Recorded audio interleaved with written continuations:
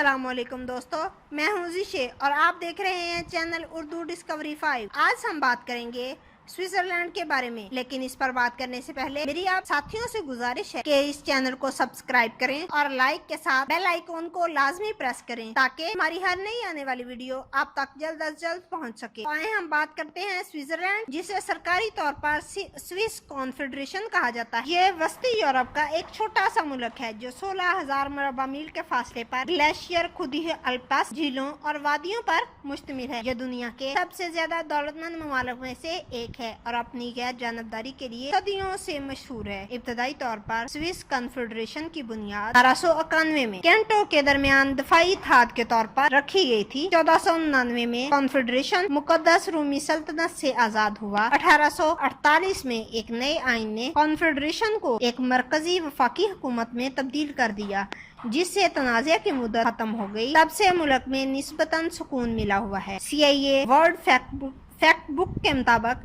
Switzerland میں بے روزگاری ایک ہنرمند مزدور قوت اور فی کس دنیا میں سب سے زیادہ مجموعی گھریلو مصنوعات میں سے ایک ہے۔ ملک کی مضبوط معیشت، کم کارپوریٹ ٹیکس کی شرح، ایک اعلیٰ ترقی یافتہ خدمت کا شعبہ ہے جس کی سربراہی مالیاتی خدمات اور ایک اعلیٰ ٹیک مینوفیکچرنگ انڈسٹری کے ذریعے ہوتی ہے۔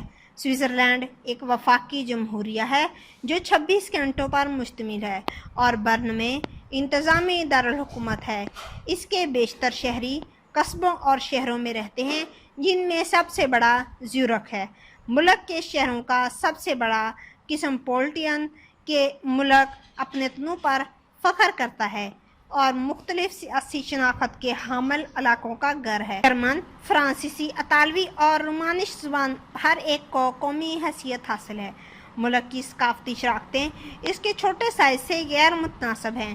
سوئس شہریوں نے زیادہ تر نوبل انعامات حاصل کیے ہوئے ہیں اور دیگر ممالک کے مقابلے میں فی کس زیادہ پیٹنٹ درج کیے ہیں، اور متنازع ادوار کے دوران اس کی غیر جانبداری نے دنیا کے سب سے بڑے ذہنوں کو ہجرت کی طرف راغب کیا، جس میں جیمس جوائس، جارج بائرن اور وولٹیئر بھی شامل ہیں۔ سوئٹزرلینڈ بھی اپنے خفیہ بینکاری کے شعبے کے لیے قابل ذکر ہے۔ رپورٹنگ قانون اور قانون سازی کے نتیجے میں زیادہ شفافیت آئی ہے، لیکن رازداری کے قوانین برقرار ہیں اور غیر ملکی افراد کو غیر ملکی اداروں اور مختلف بچوانوں کے ذریعے کاروبار کرنے کی اجازت ہے۔ سوئٹزرلینڈ کی غیر جانبداری کو اس کے یورپی ہمسایہ ممالک طویل عرصے سے عزت دیتے رہے ہیں۔ اس ملک میں عالمی جنگوں میں سے کسی ایک میں بھی حصہ نہیں لیا اور وہ یورپی یونین کا رکن نہیں ہے۔ اس کے نتیجے میں سوئٹزرلینڈ خاص طور پر جنیوا بین الاقوامی تنظیموں جیسے ریڈ کراس اور اقوام متحدہ کی بین الاقوامی کمیٹی کے لیے ایک مشہور صدر مقام ہے۔ حالانکہ سوئٹزرلینڈ 2002 میں اس میں شامل نہیں ہوا تھا، لیکن IMF، WTO اور ورلڈ بینک کا رکن ہے۔ شکریہ۔